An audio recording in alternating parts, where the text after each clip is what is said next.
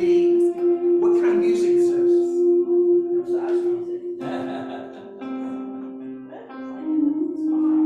And part two, what language are they singing in?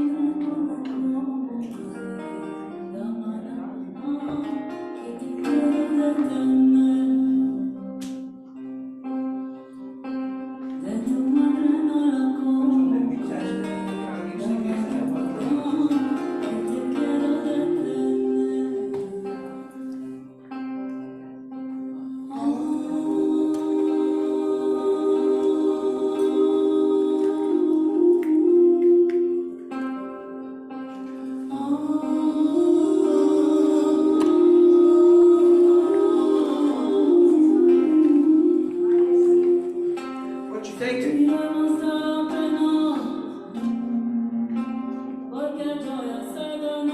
And if you can't distinguish the language specifically, what does it sound kind of like?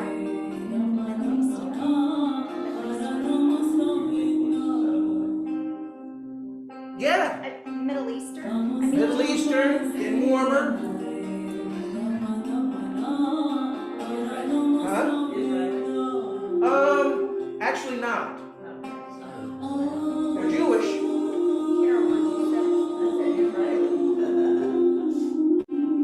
Anybody else?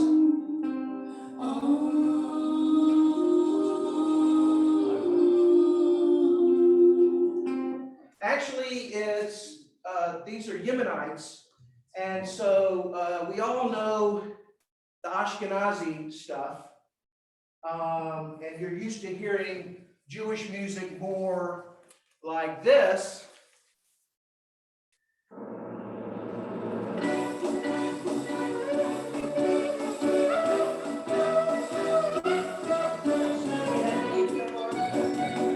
So that's Ashkenazi. That's Eastern European.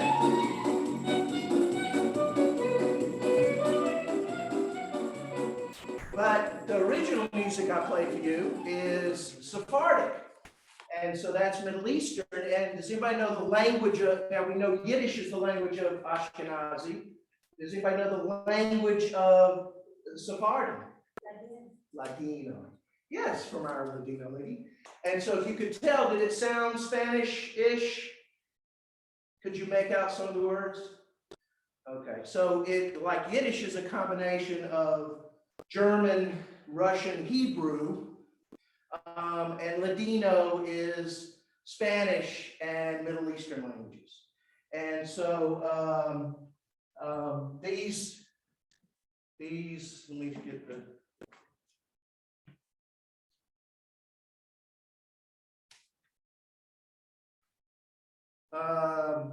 so this band plays Jewish Babylonian, Jewish Turkish, which is the Konjamia, Jewish Greek, Cian Drachmas, Jewish Yemenite, which is a Sapari Tama, Jewish Bukharian, Atim Shalom. So just to give you a little flavor for what Judaism is about. Yeah, these are all different languages, obviously. Some of them play off of Hebrew. When I was in Kosovo, restoring the Jewish cemetery, the headstones were in Ladino, and I could not make them out. I mean, they had Hebrew lettering, but I couldn't make out what the words were because, again, it's a combination. Unless you know, for example, how to read Yiddish, even though it's all Hebrew characters, unless you know how to read Yiddish, you won't be able, just because you know the Hebrew lettering, doesn't mean you're going to be able to read Yiddish, just let alone understand it. So there's another language also, I'm surprised that it wasn't included there, called Amharic, which is the Yemenite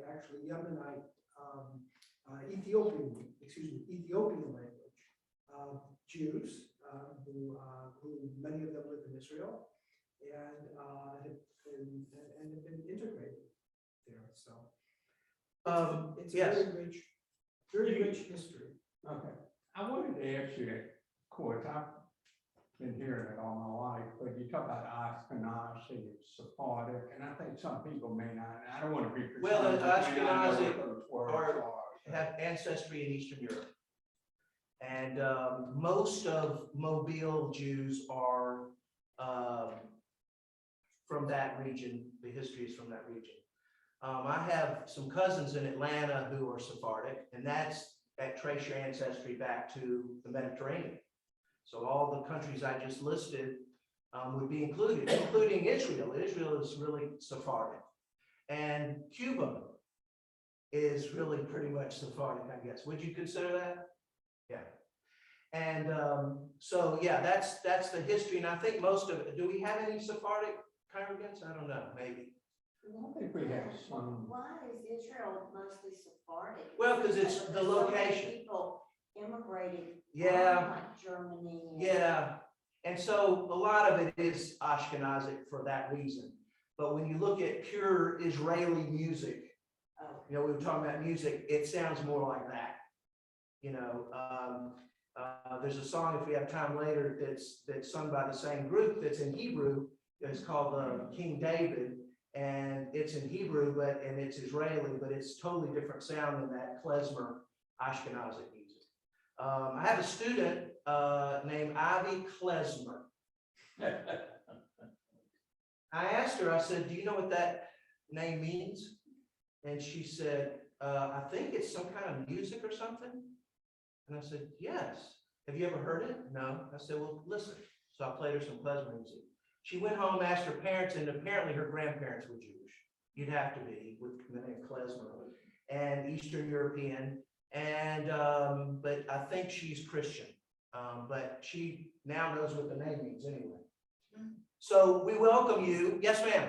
Out of 14 million Jews worldwide, what would be a guesstimate of the breakdown of Ashkenazi Wow. on the planet? What would be a guesstimate? Well, you have to understand that it's kind of mixed today. And if you go to Israel, where I think the Jewish population is about 6,500 to 7 million Jews Right. there. How this all evolved was after the destruction of the Second Temple, Jews migrated because conditions in Palestine at the time was all in Roman occupation. Conditions were extremely harsh. The major center of Judaism at that time was Babylonia, actually. They had a pretty good economy and Judaism thrived there. But the migration, what happened was Jews migrated. They migrated through Italy, they went up into Europe, settled in various countries over long periods of time, and the migration also went through North Africa. And the dividing line really, the Italian right is a little bit different from all of it, but Spain and then North Africa, that became Sephardic. The Hebrew was the same, not like what we heard here. These are different dialects of Hebrew. The Sephardic Hebrew that developed, and the Ashkenazi, where the Jews settled up in Germany and France and Russia, what's now Belarus and so forth, these areas in there, the only difference between Sephardic Hebrew and Ashkenazic Hebrew is in the pronunciation. And is, for example, in Ashkenazic Hebrew, which is what I learned in Hebrew school, one letter would be pronounced as an S, for example. But if you put a dot in that same letter, it's pronounced a T. But in Sephardic, it doesn't matter whether there's that dot in the T or not. It's all pronounced as a T. So there's some of the voweling is pronounced differently So than in Ashkenazic. and a lot of you will say good Shabbos, Guten Shabbos. That's Yiddish. That's OS, Shabbos. Yeah. Shabbat is Sephardic. Shabbat Shalom. And so the Israelis use the T. But I was taught, Baruch atah Adonai Eloheinu melech haolam, and then use the S's on all the us shul boys. And so, but in Reform, it's moved more back, it's moved back. It's all smart. Yeah, and so welcome. We're glad you're here. Why are you here? Tell us. And by the way, does everybody know everybody? Yes, Yes? mostly, yeah. Okay. And so tell us why you're here. Are you looking at me? I'm looking right at you. And you can be honest, you can be honest. We're here for two reasons, because I always think there's a lot more to learn that I don't know, even though I have been Jewish for 80 years. I still can't believe you're 80. And here also because of for Nancy, because she's interested in knowing more. There's a lot of this, we could talk all day. I'll let Nancy talk for herself. What would you like to know? Just why you came. Honestly, I'm struggling with religion. Hmm. And Why I people are. just have a lot of questions and keep trying to find some place to go where I'll feel comfortable and not want to leave and not feel like what am I thinking? But anyway, so Yeah. Gary told me about this. I thought, well, why not? So I told him about why I got mad. Sure. Oh, yeah, she was You too. she was considering, converting years ago. I mean, just lightly Sure. thinking about it. And we came to temple one Friday night or Saturday morning when our cantor was leading the service, and Mark Obatow. Yeah, great. And we were discussing the Jews arriving after wandering for 40 years in the desert, finally getting into the Holy Lake. And apparently it came out. I mean, Mark said that we didn't just walk in and there was nobody there. Apparently we walked in and there were other people living there. And he talked about how we sort of, I think, kicked him out and maybe worse. And so Nancy got up, well, all religion is the same. Yeah, that was So good. that was it. I'm sorry. And it's complicated, as you know, it's complicated, that issue, and it's still here with us, and it probably still will be. My son-in-law is not Jewish, raising their kids very, very Jewish, go to every service, making me look bad. And they go to, and he's been on the board of the temple at Congregation Micah in Nashville. And he started taking conversion lessons, but he backed out. And I said, why? I don't know if there's a God. And I said, well, there are a lot of Jews who doubt or even don't acknowledge the existence. I don't know if that's a good thing or a bad thing or just a fact. I have my doubts. And so he's struggling now with, can I go before the Bet Din, and can I go take my courses and become Jewish and not believe in God? Is that possible? So he's struggling with that now, and there's not easy answers. But yeah, I mean, there are a lot of Jews who practice Buddhism.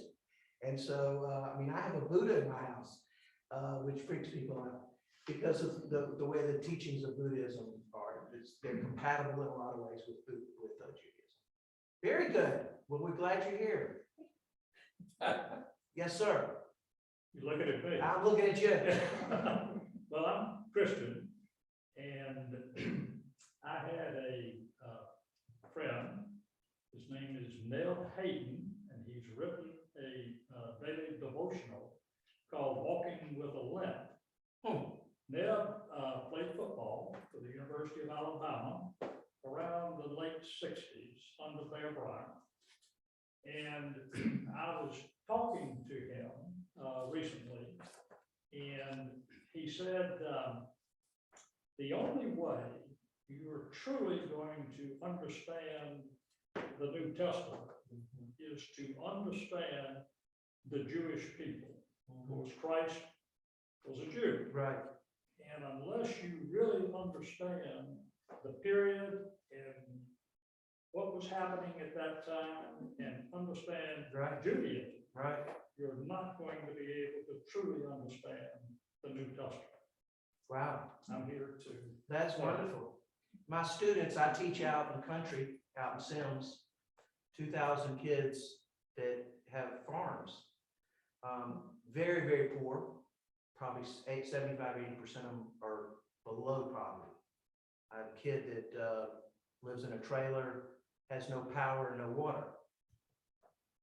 What do you do for showers and bath? Oh, I walk down the road to my aunt's trailer.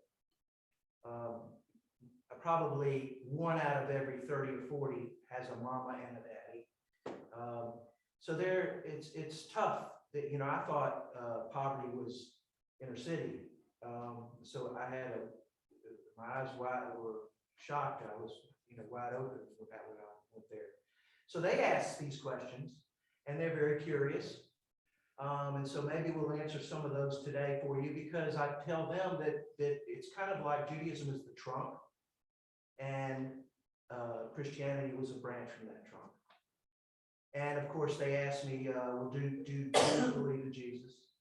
That's the first thing they'll ask me. And I'll say, well, what does Christianity teach about Buddha?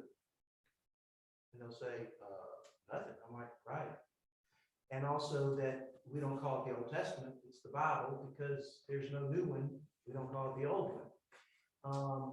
But when they understand that it's the same God, and also we hear a lot from our Christian friends, well, he's a good Christian man.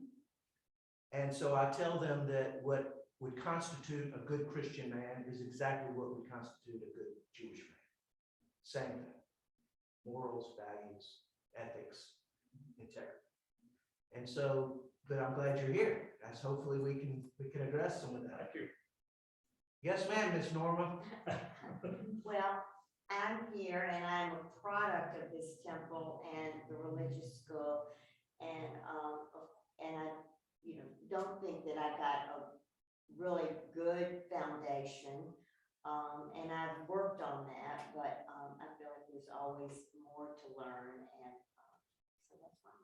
And that's a good thing about Jews. We love learning. Education is a big part of it. One of the stereotypes of Jews are, well, they have money, or why are they all lawyers and doctors? Well, I'm neither, and I'm poor. And so, but I tell my students, I said that stereotype came from the fact of how education is so important. That learning, asking questions, doubting is so important. So we all kind of believe in that. Patricia? Well, there's always room to learn, and you're a wonderful teacher. And I always learn from you all the time, and I think we need to know more and more to understand, because the more we know, the less we really know. Right, that's true too. More questions that are. Yes. Yes, ma'am. I want to learn everything and anything that related to Jewish knowledge. I'm married to a Jewish man, although he passed, but I feel that learning it, I feel closer to him. So that's why I'm here. Thank you. Thank you. Carol? Okay.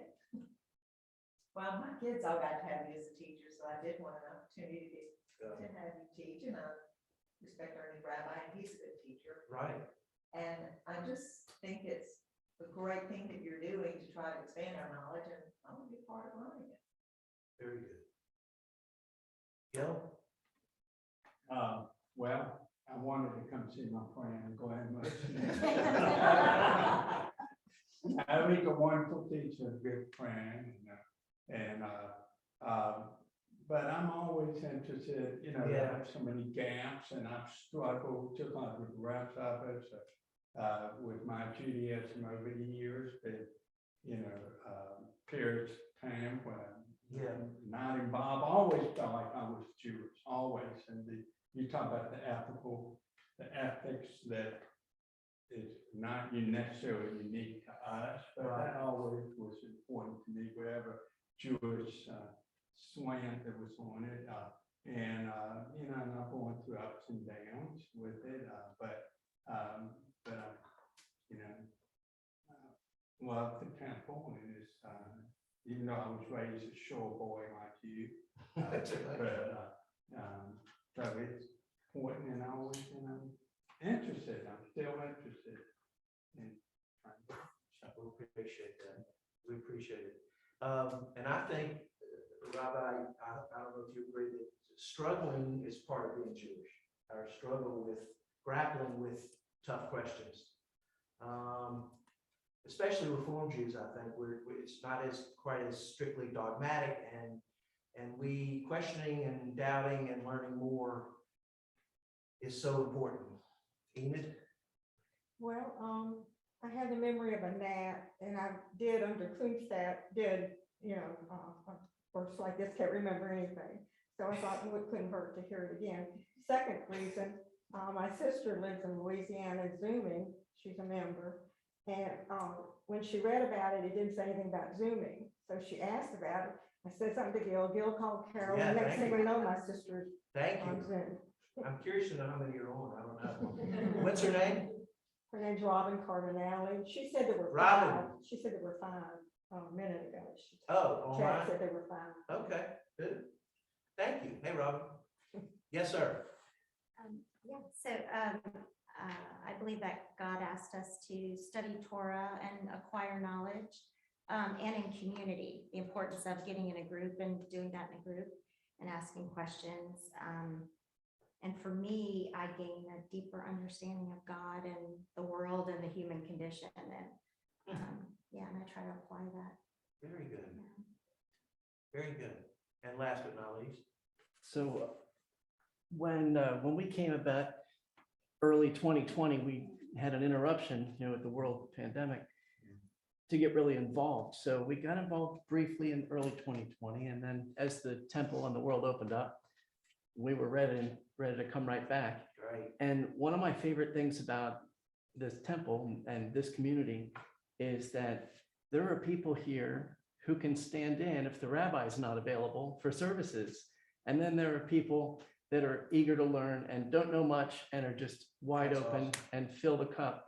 And that sounds like a great deal of diversity in terms of their knowledge, and possibly even, someone on the outside can misinterpret that for a diversity of religion, or just Judaism. But to me, there's a common thread that everybody I've met is eager to grow their knowledge base and learn about the world and about our religion and about, love and peace and justice. And if we are all unified in that desire to get to the next rung on that ladder of knowledge, whether you're starting low or starting high, that's what we have in common. Yeah. And so when Danette and I came, we felt immediately welcomed by people we understood had a lifetime of knowledge behind them, shul kids, and I'm not. And I had a very informal Jewish background from a religious standpoint, but that has nothing to do, it's a completely separate measurement from my sense of faith, Right. which has always been Right. very strong. And so Rabbi and I have talked about how I'm always trying to fill in the blanks because I feel like I got pretty far without any support. And Wow. well, here I am. So Danette and I really share, I think I'm speaking for both of us a bit, right? Yeah, we're really trying to fill in blanks here. And with all the great support, what's really wonderful about the community, who's been just amazing, is there's no judgment where you Yeah. are. And that's felt really great. Wow. Yeah. Well, we're really glad you're here and really glad you're part of the family. And man, that's awesome to hear from, those of us who have been here forever. And it's hard for us to gauge and look objectively. Are we doing something right, or what are we doing wrong, and we can make it better? So that's awesome. That's awesome. Credit to the Robin too. Yeah, I just wanted to comment very briefly that questions about, well, God and faith that kind of arose and everybody talking, that reminded me of something that Maimonides, and I'll introduce who that is a little bit later, but basically one of the giants of Judaism, lived in the 12th and 13th century. Tremendous mind, sort of the Einstein of Judaism, and wrote that the more knowledge that one acquires, whether it's in Torah, whether it's in life, whether it's in science, whether it's whatever the subject area, one gains greater knowledge of God. And so if God is eternal and God is infinite, we're never going to completely know God. But the more that we study and learn, of course, Torah is one venue, one way of doing that, of getting a sense of God. But there's other ways as well. And so collectively, hopefully, this course will provide us with a little more knowledge of each other and our perspectives about God, about faith, about purpose of religion and religious community, what all that means, some factual knowledge about our traditions, about our faith. And in that way, through our interactions, we'll get that much closer to having knowledge about God, which Maimonides considers to be the ultimate purpose in life, is to know God. And because the more you know God, the more you love. And so the more knowledge you have, the more, from whatever source, sometimes it's music, sometimes it's this kind of gathering, we get a little bit closer. So I just share that perspective from a rabbi's point of view. I always found that teaching to be very interesting. Go ahead. And no, because and basically in the rabbi, that was a good, entry into what the next thing I was going to just mention is how the course is going to be laid out. And so we've been talking about this for a few months, 8 months. We've met, we talked, we philosophized, we got off the subject and just talked about all kinds of good stuff, and then slowly came together, and Carol and the new administration and Gil, it was really part of Gil's administration too, because it started there, supported us and doing something like this and see how it goes. We hope to do 3 sessions just like this. And if you're willing to come back, it would be really great if you tell your friends and neighbors and we get more people, but I'm hoping nobody, I don't get less people, no pressure. Anyway, but we're going to talk about, the first thing I'm going to talk about with you is what is a Jew. And then the rabbi's we're going to talk about the people of the book, the Torah, and prayer, declaration of faith, and the synagogue, the role of the synagogue, what Jews believe, and differences between Judaism and Christianity, and also we're going to, and we have it separated in 3 weeks, but we understood and agreed that if things spill into the next time, or if you get us off into a little different direction, we're perfectly willing to go there and go wherever you take us. Is perfectly fine. But the most important questions are the ones that you're going to ask, right, the things that you're most interested in. and we want you to ask. And you can stop us, interrupt. You're not, and ask anything you want. And some in teaching, they tell you to overplan. So we have enough for 6 weeks. So that's good that whatever we can get in, we'll get in. And we'll go into the Jewish holidays and Jewish life, marriage, divorce, death and mourning, the Jewish stance on abortion, if you want to get controversial, the Holocaust, Israel. I mean, there's so many things that we have. So I hate to throw it back to you, but what is a Jew? What do you think a Jew is? Define what a Jew is. In fact, in Israel, they still grapple with that because the Orthodoxy still controls who's a Jew. I've always thought of it as just someone who self-identifies with Judaism. Bingo, that's it. That's me. Okay. Yeah, there's more to it maybe, but in No, my simple view, no, that's good. I get to choose, I self-identify. Well, the fact that you say you can choose is a big thing, which we'll get back to in a second. And what else? I don't want to call on you, but if you volunteer. I guess my main thought is, personally, is to try, tikkun olam, is to live my life in an effort to repair a broken world. Wow. That's beautiful. And you've done great with us in Mobile. I mean, what else you think? The chosen people. I was going to ask you what your perspective is. The chosen, what does that mean to you? Chosen by God to tell the world who he is and what he stands for.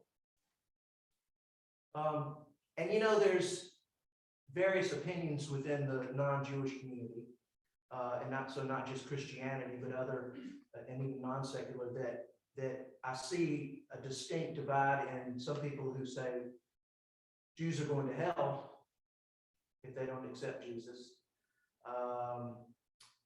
Jews killed Christ. And then there is a group which we're very grateful for, who says, no, they're the chosen people. And there's a big Christian support of Israel in the United States. So much so that there's organizations now, they're collaborating with the Jewish communities, where the Christian community has stood up to supporting Israel financially in every other way. And so, and that group says we're the chosen. We look at ourselves as chosen, not being better than anybody, not being, in fact, we look at it, typical Jewish way to look at things, as just more burden. that the rest of the world has to follow 7 laws of Noah, and we are commanded to follow 613 laws. And so we look at it as that, thanks a lot, and so that it's that burden of 613 laws that we follow. Very good. Can you recite that? Oh, Rabbi Mike could. He's brilliant. I didn't catch that. The 613 laws, I asked him if he could recite them. Well, I can't recite them, but I can tell you 2 things. One is that there's an actual book that lists all 613. And Maimonides, who I just mentioned, actually compiled one.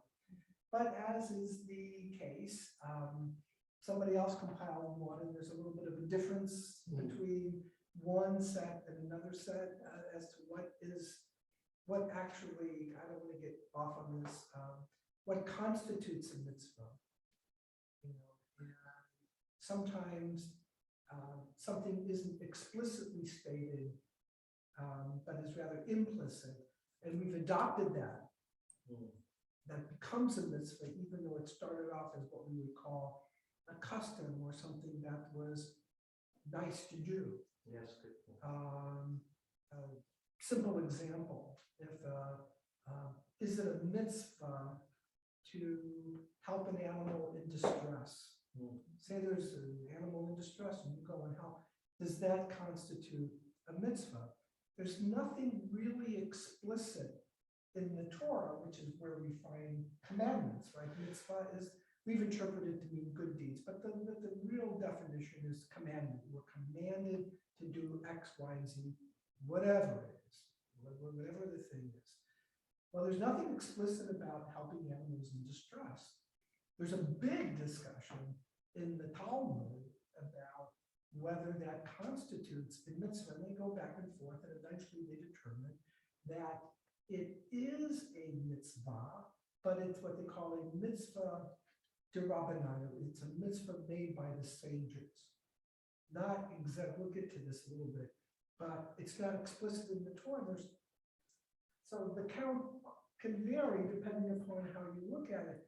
If you interpret it as being good deeds, right, which is how most of us look at mitzvot, commandments, as good deeds, doing something like what you just said, tikkun olam, helping an animal in distress is tikkun olam, giving an animal, because it part of God's creation.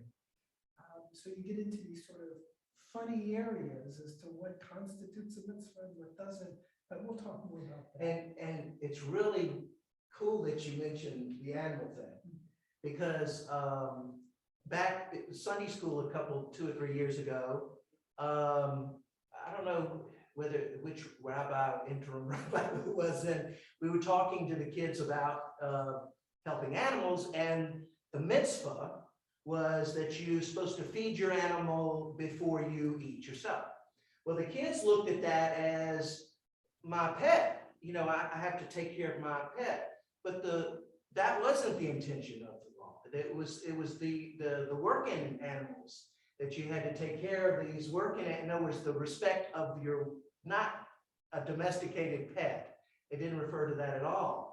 It was intended to be the oxen, and and so that's exactly, we've taken that now and said, yeah, but we don't have, I don't have any oxen.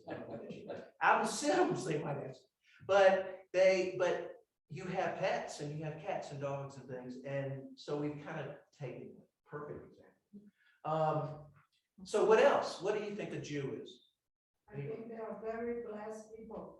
They are the apples in God's eyes. Wow, I really believe that. that's tough to live up to. Wow. Yes, you have the burden to carry, to fulfill those 613 commandments, Yes. but that just kind in my eyes, okay, they're kind of the trade-off, because you are an apple in God's eye. Yes, you have something you have to achieve in order to have that rights in terms like that. I don't understand. No, that's Yeah, beautiful. but yes, I That's sincerely beautiful. believe that Jewish people are apples in God's eye. They are extremely blessed. Well, that's beautifully put. And one of the things my students ask when they comment on that too is, why do people hate Jews? They just will ask me that straight up. Why? I don't get it, Mr. Mushing. And of course, I don't have any answers, but they'll say from their Sunday school, Christian Sunday school, that, in every generation has hated Jews. The Egyptians, the Spanish Inquisition. Every generation, and of course, the Holocaust,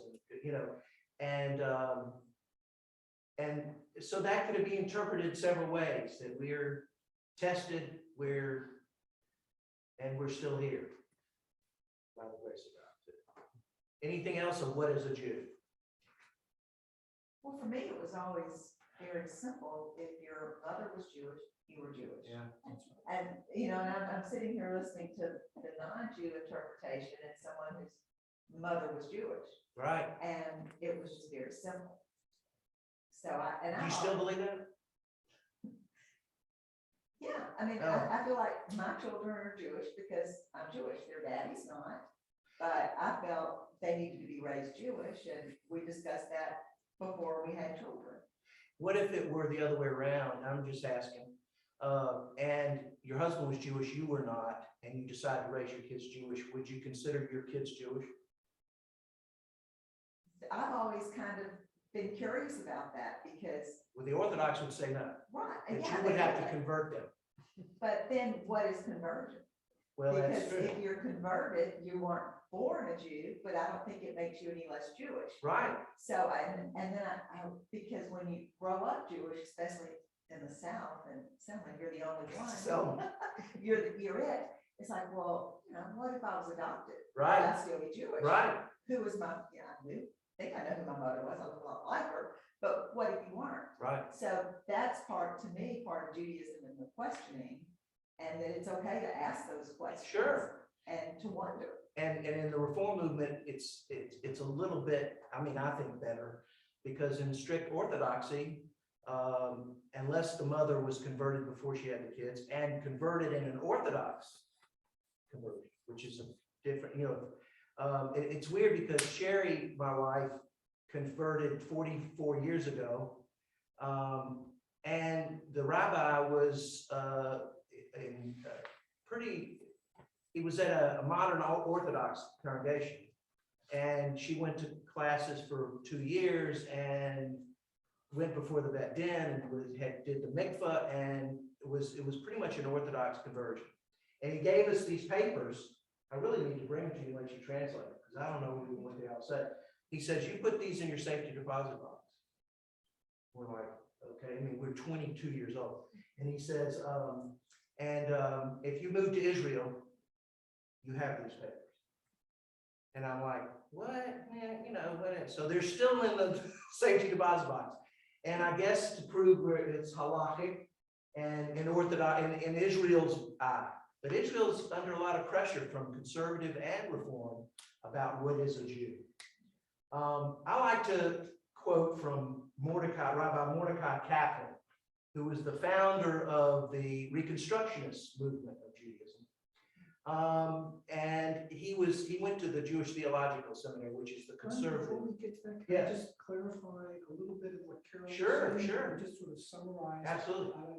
I've done a little bit of study on this, and what Carol is referring to is what we would call the halakha, the Jewish law. What is the basic Jewish law? If you went into the Talmud, if you went into, and we'll talk more about this later, a Jew is defined very simply as someone who was born of a Jewish mother. There's a lot of historical stuff that goes into that, but I don't want to touch on that. It would just take a little too much time. So you had to be converted, what's called, so now let's go to the subject area of conversion. How does that work? So the reason why the Orthodox hold that anyone who is not converted, say a Reformed conversion, is that it's not done al pi halacha, which means according to halacha, according to Jewish law.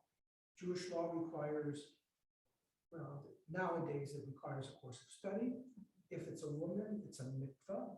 If it's a man, it requires circumcision. If the man is not been circumcised, then they do a ceremony that's called tipat dam, where they actually take a surgical needle, so to speak, and they scrape the tip and say a blessing. It sounds worse than it is. I've witnessed it, and I thought, people get up immediately. There's no heart. It sounds awful, but there's like really no pain. I don't do that. I have a doctor do that, and I'll say bracha and so forth. Either one of those two scenarios, either you are converted according to Jewish law, which I've just described, or your mother is Jewish. And it doesn't matter what happens afterwards. Once you become Jewish, as the song goes, they can't take that away from you. You can't.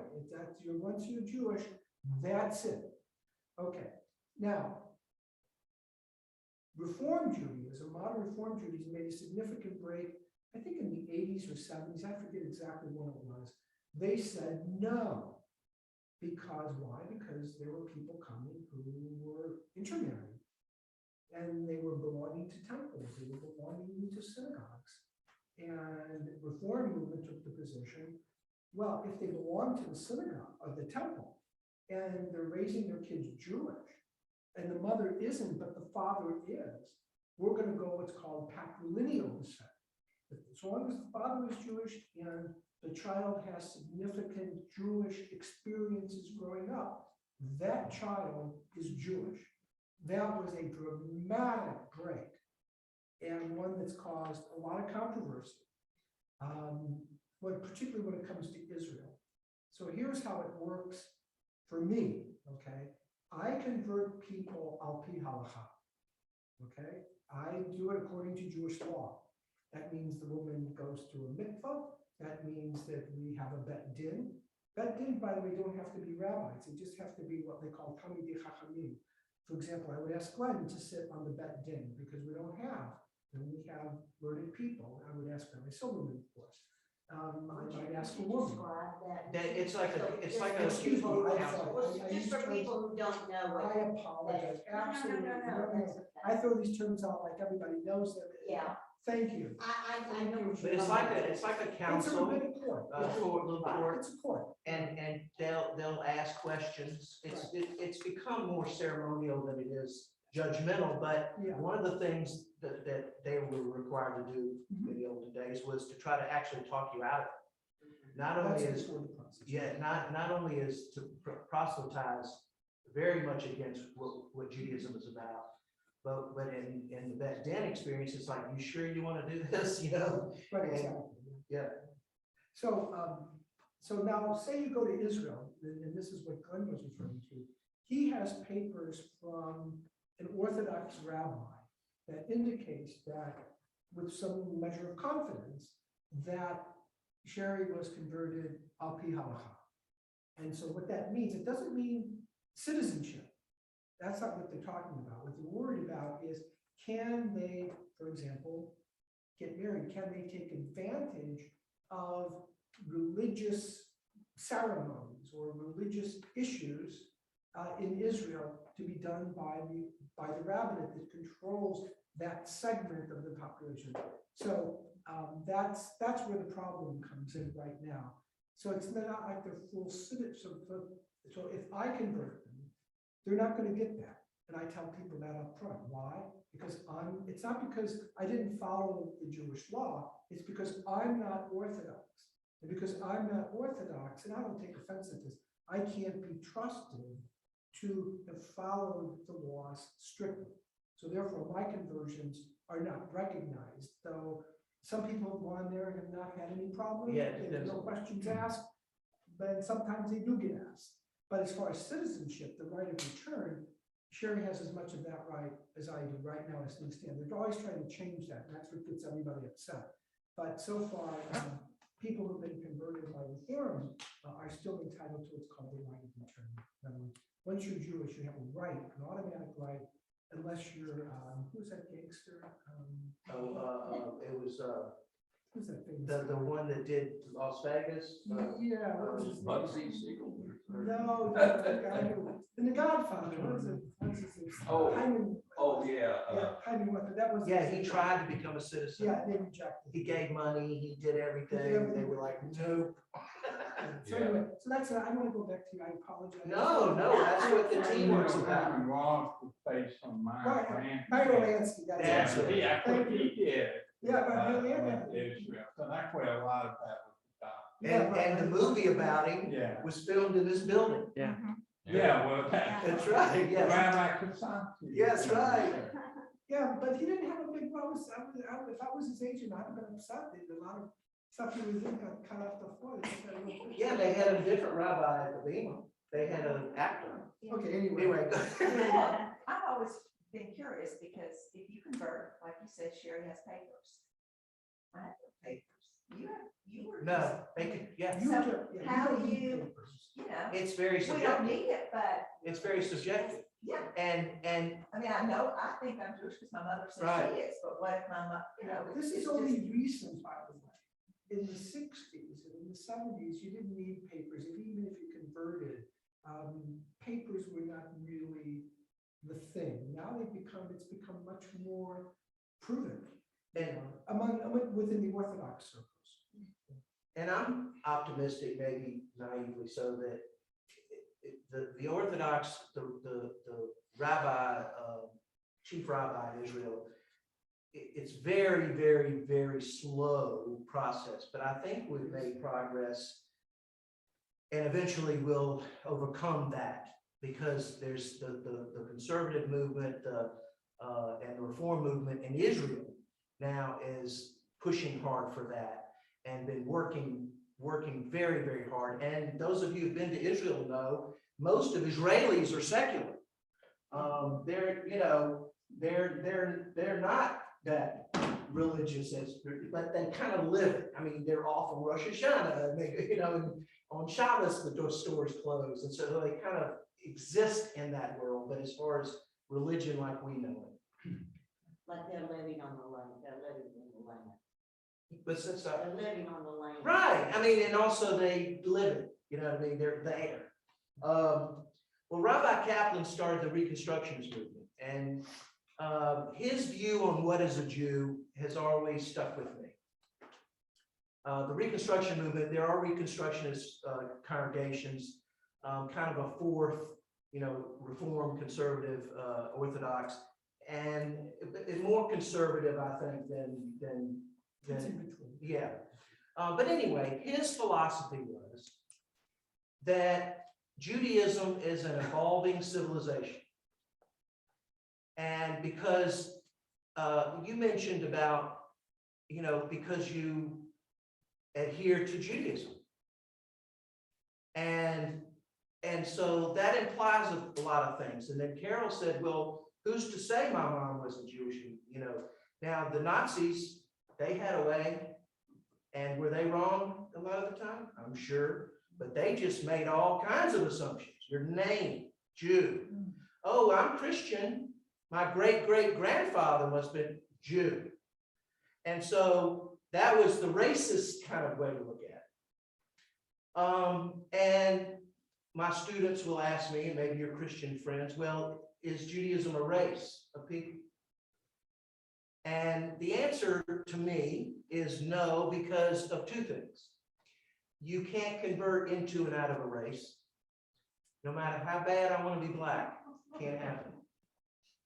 And you can convert into Judaism and out of Judaism. There are a lot of Jews who became Christians, some of my relatives. And so it's by that declaration that you've said that. Also, there are Jews of all races. Sherry and I were in Tokyo, and there's a Jewish community in Tokyo, and Ethiopia. And so there's African Jews, Middle Eastern Jews, there's Jews of all races. So we're really not a race. So what did Kaplan say? He said we're an evolving civilization. Evolving meaning we're changing, but slowly. That's what evolving is. Because you don't wear the same outfit that Moses did. You don't eat the same food. You don't do animal sacrifices. So we're evolving. And yes.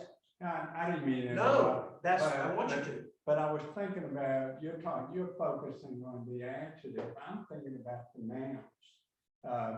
David talked about Jews, somebody had, some connection. I don't remember exact word to Judaism, but then that begs the question, what is Judaism? Right. And then involved in civilization, that begs the question, what is a civilization? Well, and the same thing with race. I mean, I've heard, read some races. Yeah, now it's new. There's really no, data to support. No. It's just something that we artificially Yes. came up with. So I don't, we still don't know. No, and it's interesting you mention that because of late, the last 5 years or so, that construct has been wiped out, the race concept. In other words, they used to say there were 3 races in the world, or there were 2, and now they're going, what? That's not true. You know what I mean? So I get that. Yeah. But the word I've been hearing, is culture, people that I consider myself to be Jewish, although they might not be religious in the traditional sense, whatever that means. And, but I'm culturally Jewish, Right. Observe the holidays and all that kind of stuff. So, well, what you're saying is exactly what I was going to say is, so what's a civilization? And if you look back at all the civilizations that existed, there's really none still around. The Egyptian civilization, they weren't Arabs. That's a different civilization. The Roman civilization, and we're still here. And he defined it as 7 things, a civilization. And when you look at it, we're all those things. And we're more than a religion, because lots of Jews, as I do, that are not religious at all. But they say, I'm Jewish. Why? Well, I eat bagels, lots. Okay.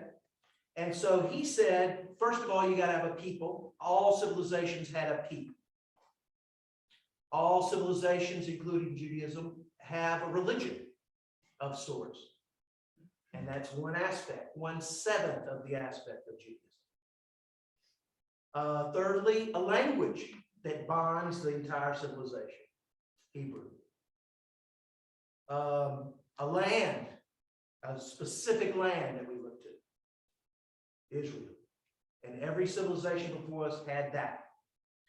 Literature. There's a whole world of Jewish literature. I have at home my grandfather's collection of Sholem Aleichem's plays and short stories and Sholem Asch's, all in Yiddish, and all these plays and the theater and all that literature, and all civilizations had that.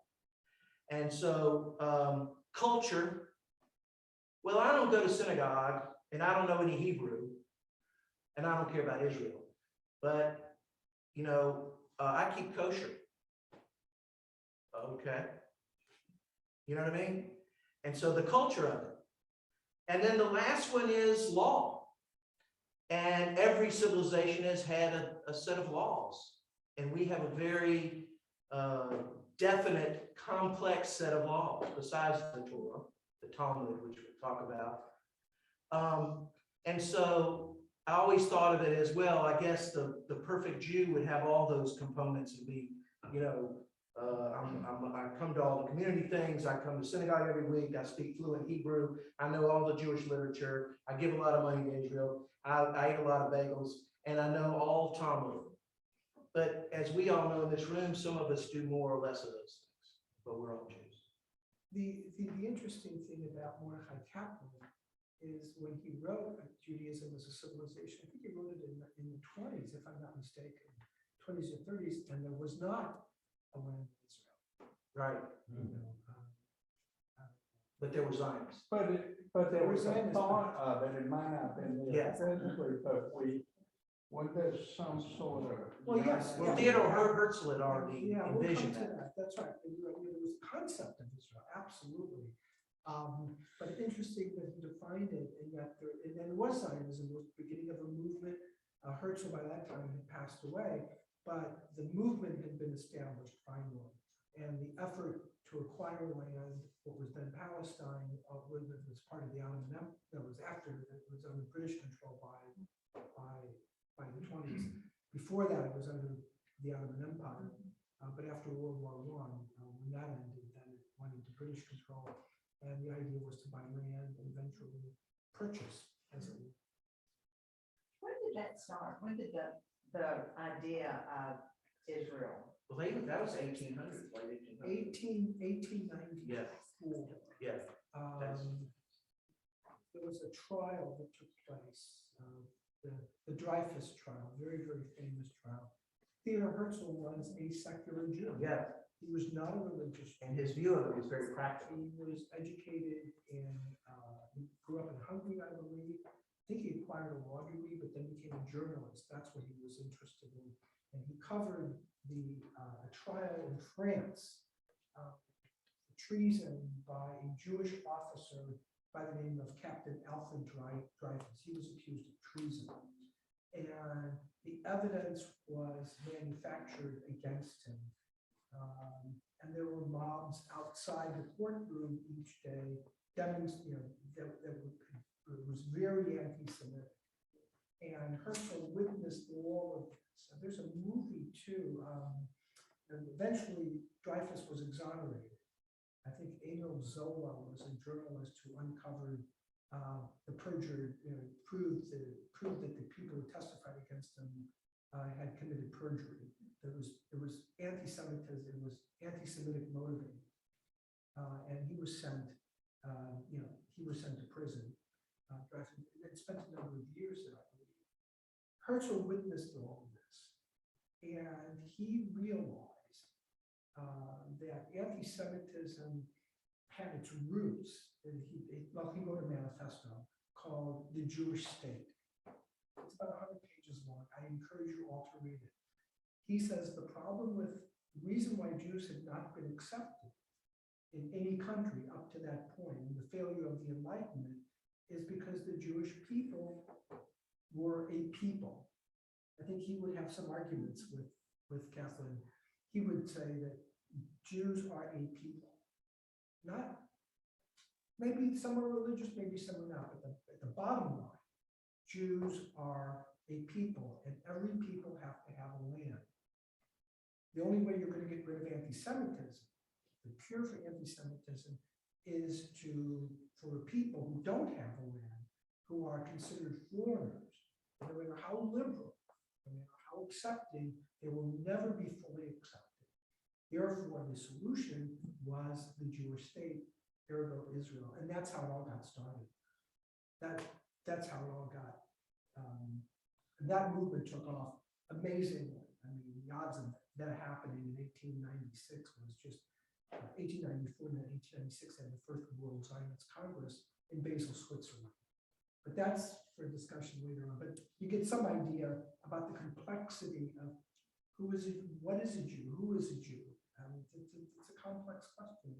It defies a real definition. Yes, Jane. So based on that, in psychology, when you put two humans together or groups, there's an us-them theory, right? So it's us and them, and then when you see the them, you start to have fear. I mean, it's natural for us, Yes. things that we don't understand, then fear leads to hate, Yes. hate leads to anger, anger leads to violence. That's what I tell my violence leads students. to- That's exactly what I tell them. I Yeah. tell them that most of it's ignorance. Fear of the unknown.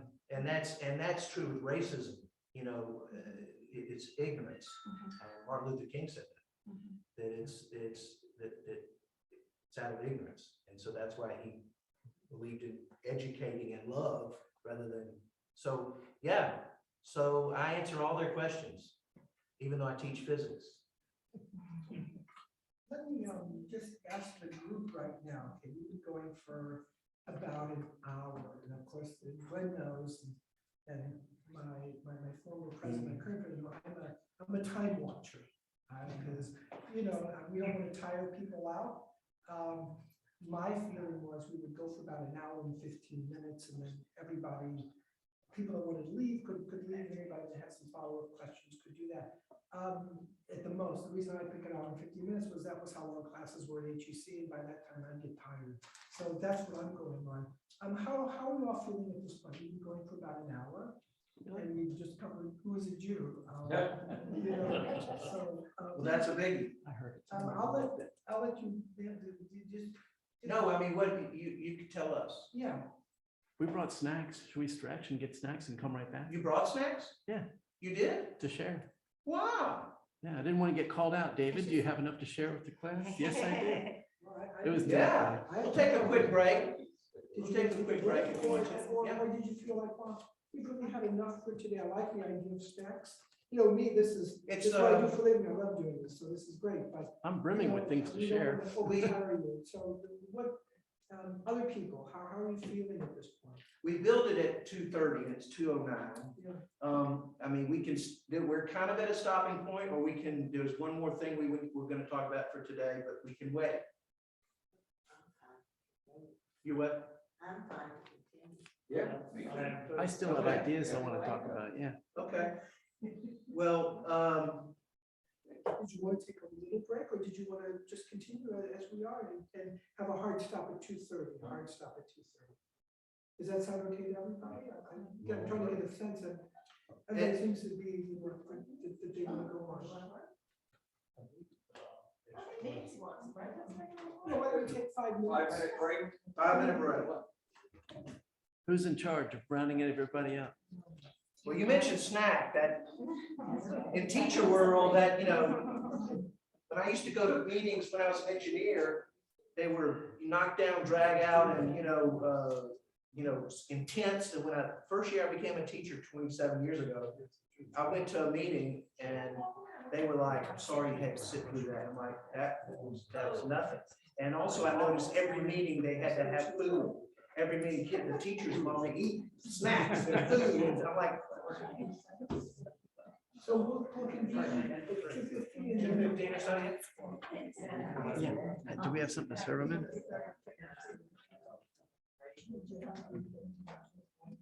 How you doing?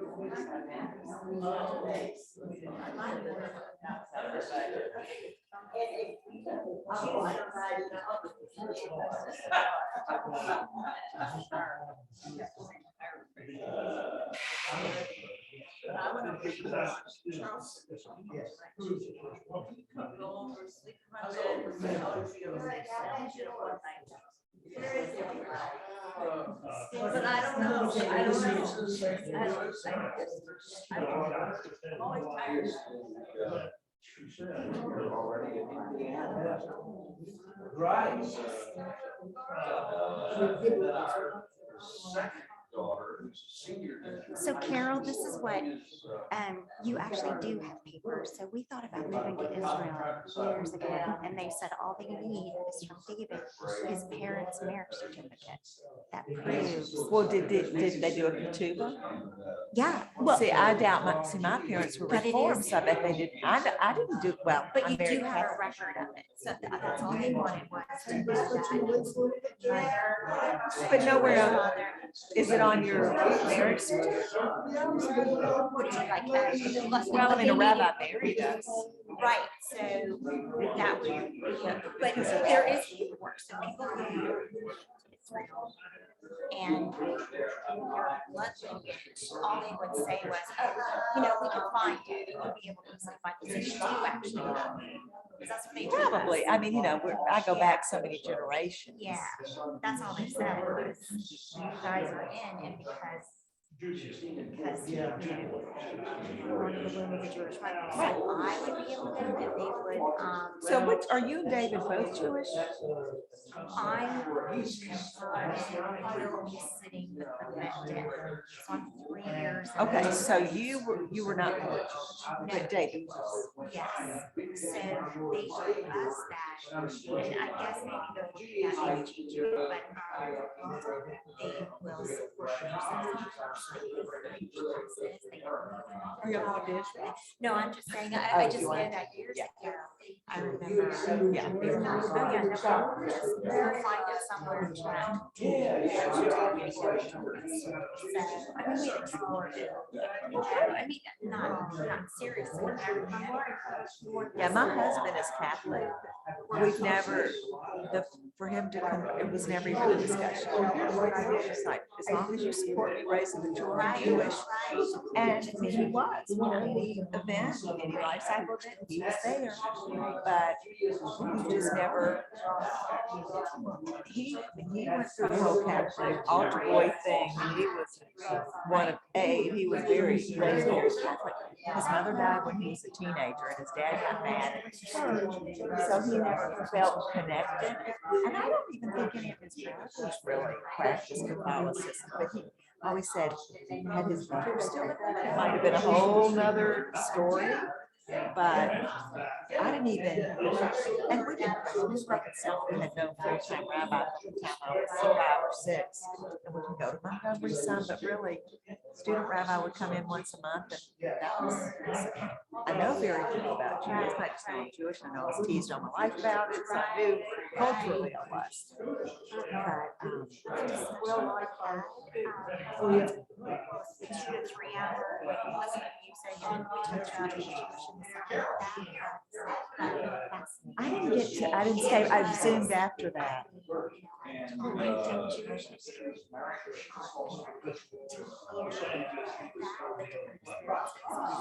I'm sorry, I missed it. I'll have to, because I had, and I did that last Sunday. So Selma's got this beautiful old temple in this historic town that, for whatever reason, there are 3 Jews left in Selma. They don't want to do this building. Probably 5 or 10 years ago, they started fundraising there, and it's, I said, I'm watching, and it feels like Mobile is becoming Selma. Selma, the temple in Selma was super frequent. There was a standard club. It was a huge Jewish population in Selma. Years and years ago, I think my great-great-grandfather was the mayor. It was just a very Jewish area. But people had kids left, and it was very reformed. I don't think that's how we're at. So we're from DC, 30 temples around us. Some people just go on holidays. Well, that's what people do. Not, I think it's cool. We're Japan. But if you look at the members, heard, like, real. And a lot of the kids Oh, really? didn't listen. They, Christian and Mobile, his Mimi Johnson says, as soon as I was confirmed that they're still in the field, they just never heard temple and not their lives to Christian because we were so assimilated. And that was probably part of that discussion with the Reformed Jews and their so back to the same things, there was the one fellow in Salmon who's early 70s, may have just turned 70, came over to talk to my mother, and her sister lives in, my aunt is in Barrow, and my cousin from Oakland, who grew up in Selma, has just moved back. So we were all sitting there talking about, and, yeah, but, and it's different generations, and different things, but just for them to start talking about what it was like to be Jewish in Selma.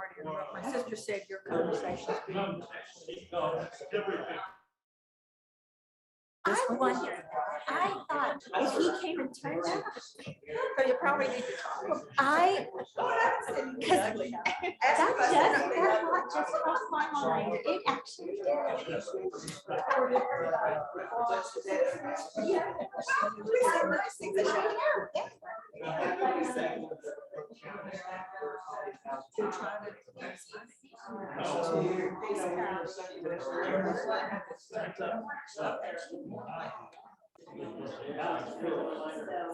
Okay, yes, thank you.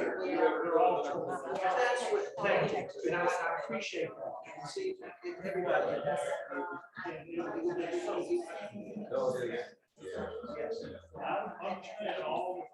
Yes. I'm so glad you're here. I really enjoy it. Good, I'm glad you're here.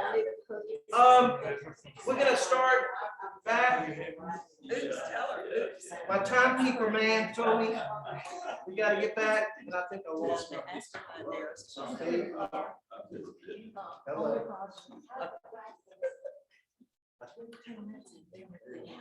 It might have timed out with no input. Try powering on the TV again. In the front center, I see a glowing button. Yeah. Have y'all been talking back there? Yeah. I'm glad we weren't sure. like. Yeah, we're sitting right under the. Thank you for the snacks. Nobody wants to listen to that. I don't know. What are you trying to do, Gil? Turn it back on.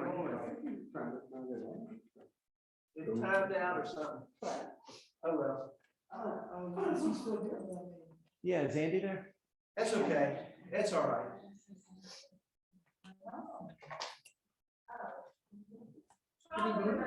Yeah, there's a remote on there. Oh, the remote. Look at her. Well, no, Andy just said, is the remote not working? There we go. Push the input button. Constantly learning.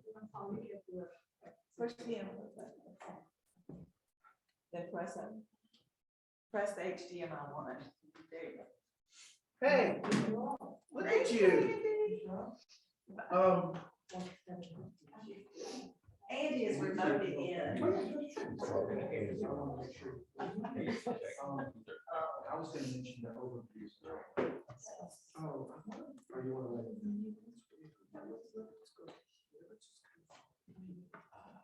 What's next? No, I just want to give an overview of what it is. Oh. Okay, all right. Then it's you. Glenn? Oh, Nancy just asked what the Talmud was, and I said, I thought it was commentary. I've had some advanced studies. So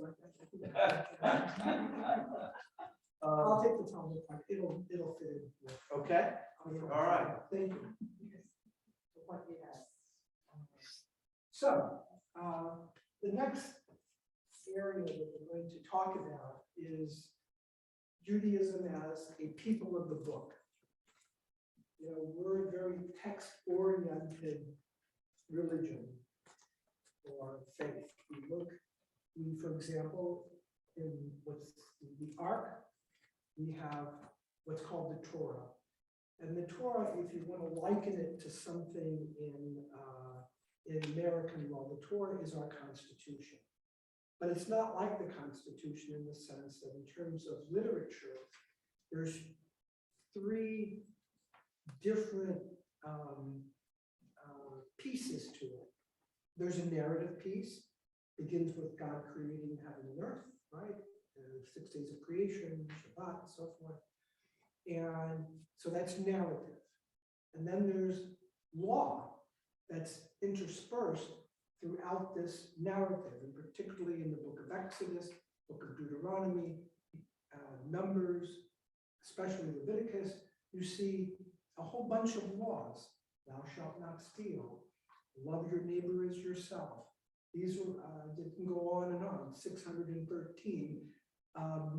And that's another part of this narrative, is the legal aspects. And then finally, there is actually poetry. There are certain sections of the Torah that are poetry. Now, this is called the Tanakh. This is the Holy Scriptures. Tanakh is a Hebrew acronym. It stands for Torah. And Torah equals, we're find what the Torah is. This I can say with certainty. When people come to me for purposes of conversion, I ask them, what's your favorite color? And if they answer gray, then they're going to like Judaism a lot. If they like black and white, this is not the religion for them. You got to go somewhere else. You want certainty? There's other religions that provide a lot of that.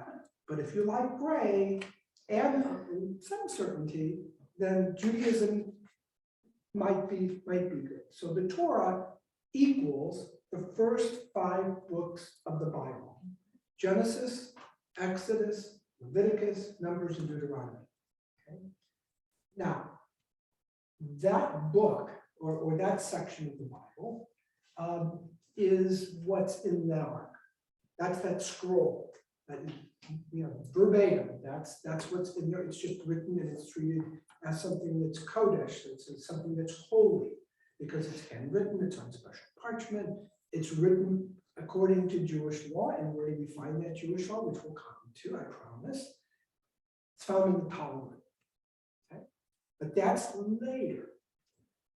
What's written in the Talmud may have come much earlier. But the Talmud, to give you an idea, was written, no question about it being written. It's not from God and not from anything like that. God didn't come down to Babylonia and give the Talmud. It didn't work that way. People compiled it, and we'll talk a little bit later on about what the Talmud is. But for right now, the most important book that we have is the Torah. That's the number one. Everything that we do Jewishly has to be rooted in some aspect, broadly interpreted in the Torah. That's the defining document that binds all four different denominations together. Okay, that clear? All right. Again, if I use a term or it's confusing, stop me, because this is all foundational stuff. This is stuff that you just have to know. I mean, for us to go forward. Okay. So the next, the N, you can hear the N in the Tanakh, that N, hear that N? That N stands for, in Hebrew, I'll translate, Nevi'im, which is prophets. There's a bunch of prophets like Jeremiah, Isaiah, Hosea, a bunch of people, a bunch of prophets. They're right underneath the Torah. Why? Because they are prophets. They've heard the word of God and they have translated it, so to speak. A lot of the Tikkun Olam that Barry mentions comes from what we call prophetic Judaism. To some extent Moses, but more like Isaiah. What is the fast that we do? It's to help free people from oppression, to feed the hungry, to provide a home for those who are homeless. These are ethical principles that are rooted in the book of prophets. Okay, I'm just giving you a quick outline.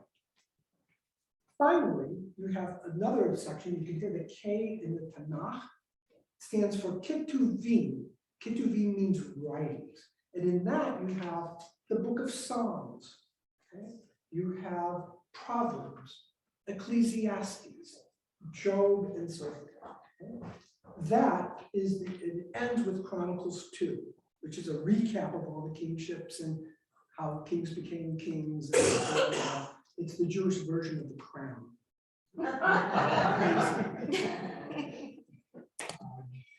So this, the end here, Chronicles 2, is where Judaism, in terms of sacred, the most sacred literature ends, and where Christianity begins.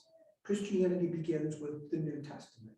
And that's one of the major divisions between Judaism and Christianity, is they accept a New Testament involving Jesus and that testament of the apostles, right? You know, Matthew, Mark, Luke, and so forth.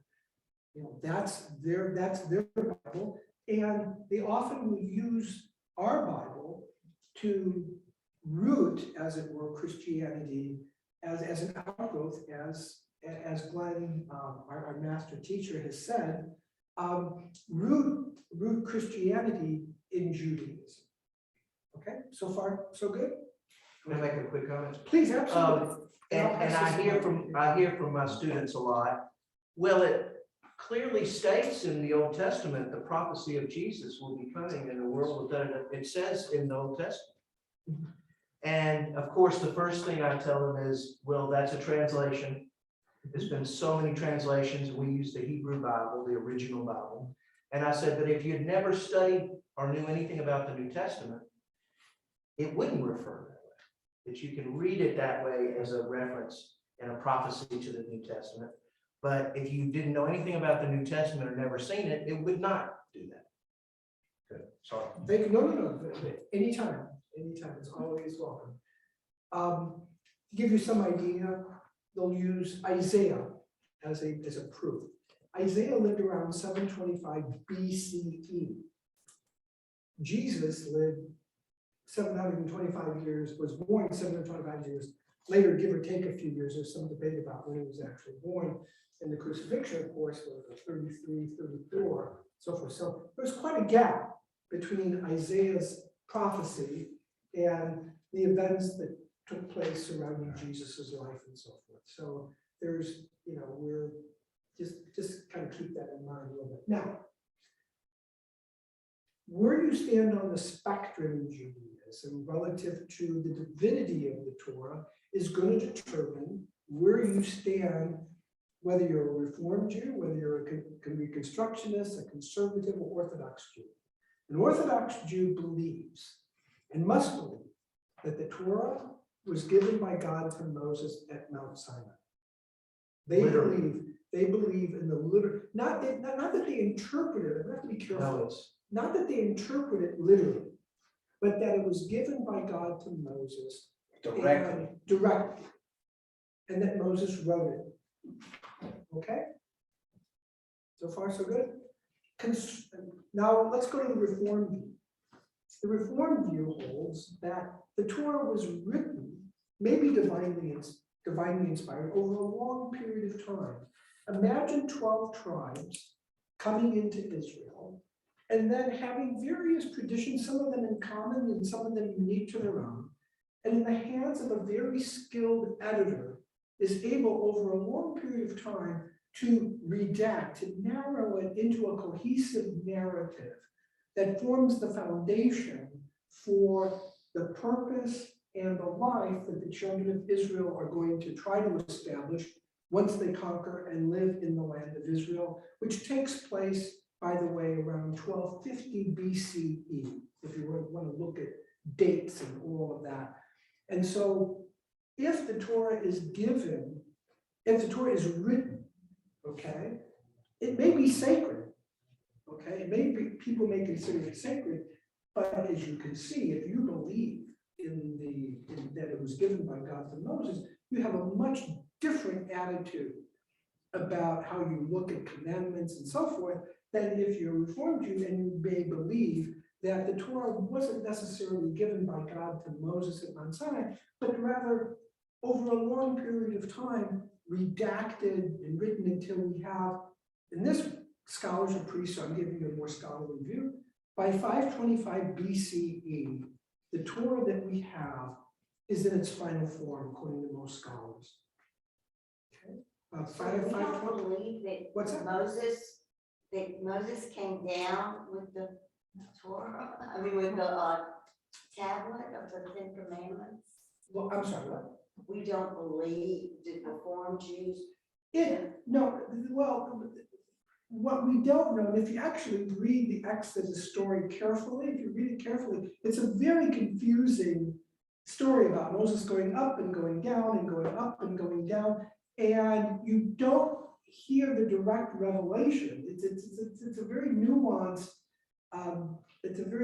story. It's not quite as clear as people make it out, as Cecil B. DeMille made it clear. He made it very clear, please. And also, we have more freedom in Reform Judaism, if that's a good word, to read these stories written by man that were inspired by God, that is held to be sacred and holy, but we can interpret that story.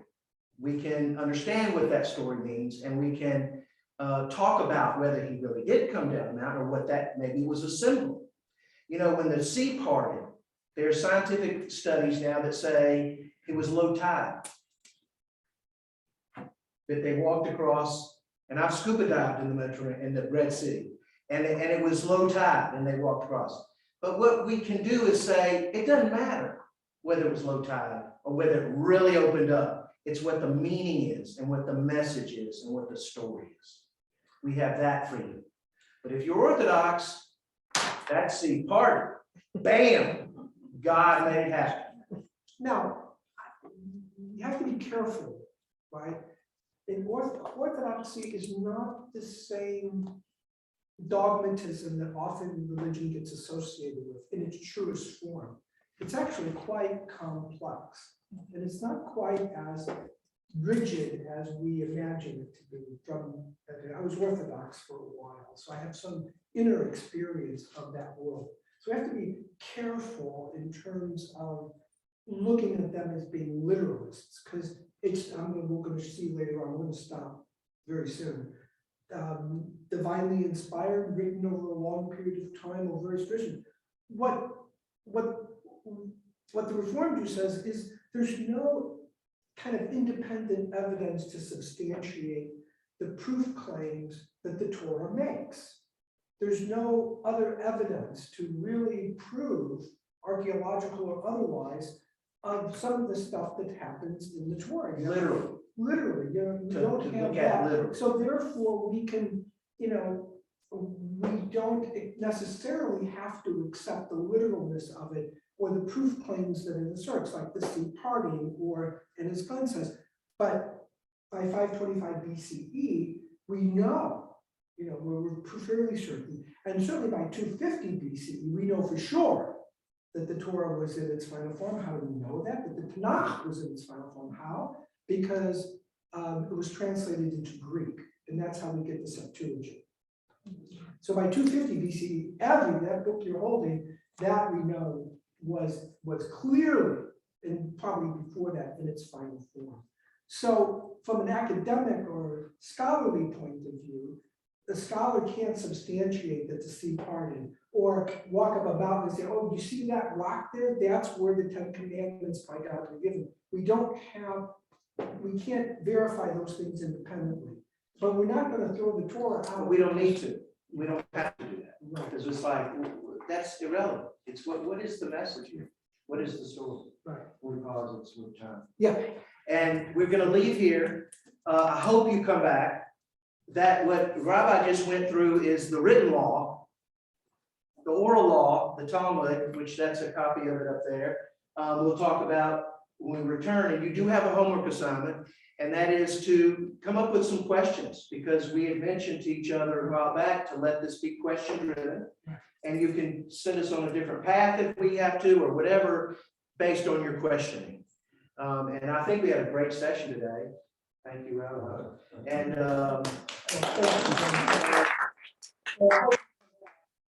hope we didn't scare you off today. Yeah, we hope, yeah. we hope. Is it next Sunday? Next Sunday, same time, same back channel. Those of you who grew up in the 60s like me.